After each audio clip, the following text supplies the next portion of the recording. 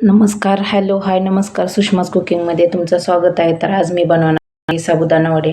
तर त्यासाठी मी 1 वाटी साबुदाणा भिजत घातला 4 ते 5 तास आणि बघू शकता छान असा भिजलेला आहे. त्यामध्ये आपल्याला 2 बटाटे घालायचे आहेत. तर मी साल काढून घेतलेले बटाटे आहेत, असं छान असं किसून घेतलेत आणि त्यामध्ये 2 ते 4 हिरव्या मिरच्या घालून मी मीठ घालून बारीक करून घेतले. आता मीठ घालून घेतलेलं आहे.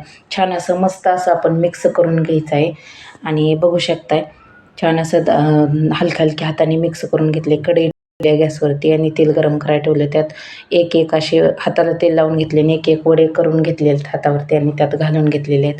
तर बघू शकता आपली क्रिस्पी छान असे लो फ्लेम गॅसची फ्लेम लो ठेवायची आणि त्याच्यावरती छान असे वडे तळून घ्यायचे आहेत. तर गडबड न करता छान असे क्रिस्पी होतात. तर तुम्ही छान असे तळून घ्या. लो फ्लेमवरतीच तळायचे म्हणजे खूप छान होतात. तर बघू शकताय मस्त असे आपले वडे बनवून तयार होणार आहेत. तर बघा जास्तही न घालता मी 4 वडे घालून घेतलेले आहेत. मस्त असे वडे तयार होते. तर मी लो फ्लेमवरती केल्यामुळे आपले वड्यांची प्रोसेस हळूहळू होत होती. तर बघा किती छान असे क्रिस्पी वडे आणि दह्यासोबत खूप छान लागतात.